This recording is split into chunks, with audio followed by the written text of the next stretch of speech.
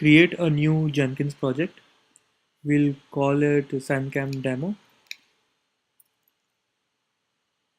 Select the freestyle software project as the option.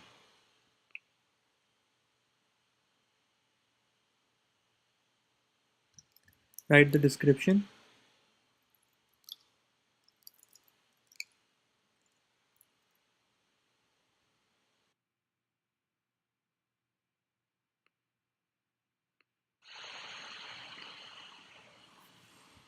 Now we want to add the plugins, but before that, there seems to be a security vulnerability. We need to establish a username and password to log into Jenkins. So let's do that. Enable the security. Let Jenkins manage the username password for us. Select apply. Save. Click on credentials. Create the first account.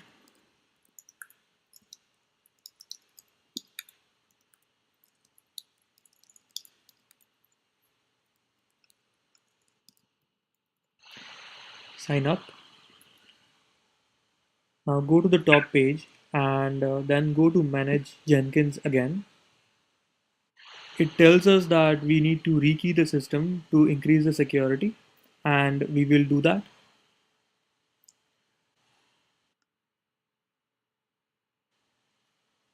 Once we ensure that rekeying is successful, we can go back to the manage Jenkins page.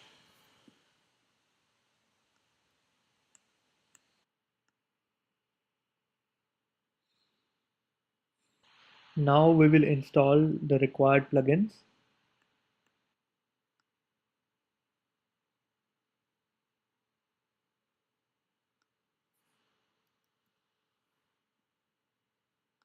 The first one will be the HTML publisher plugin, which will be used for publishing HTML reports.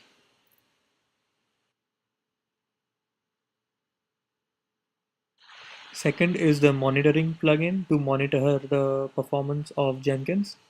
It tells us if there is something wrong with Jenkins, for example, if there is an out of memory exception. And the third is the GitHub plugin to integrate with GitHub.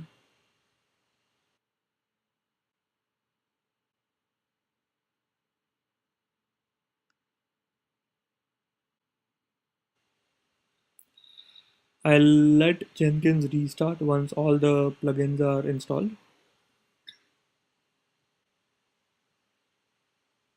Refresh Jenkins, log in with the account you set up, and go to manage Jenkins and manage plugins again. Make sure all the plugins that we installed are actually installed now. So you'll see the GitHub, you will see the HTML publisher, you will see the monitoring plugin here. Go back to the job that we set up and configure it. Configure Jenkins to build periodically at an interval of 1 hour. The magic is in the shell script that Jenkins executes, which will actually do the testing.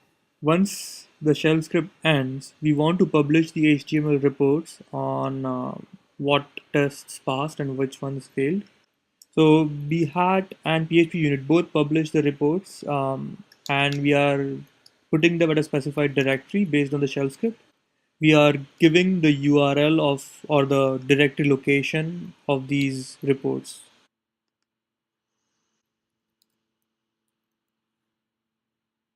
We want to send an email notification if the build fails.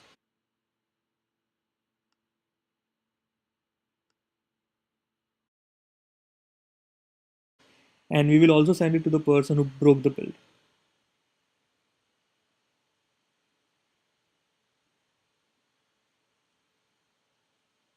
Now go back to manage Jenkins. We still need to provide the SMTP username, password, and the information to Jenkins to send the email. So under manage Jenkins, we will look for the email notification header. Type in the SMTP server that you use. We use the Gmail. Under advanced, we will select to use SMTP. Enter the username password.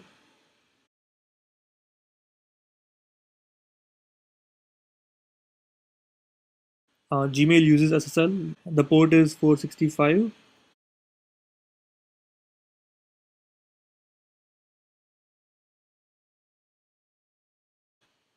At the end, select test configuration by sending test email and put in a test email, and then click on test configuration.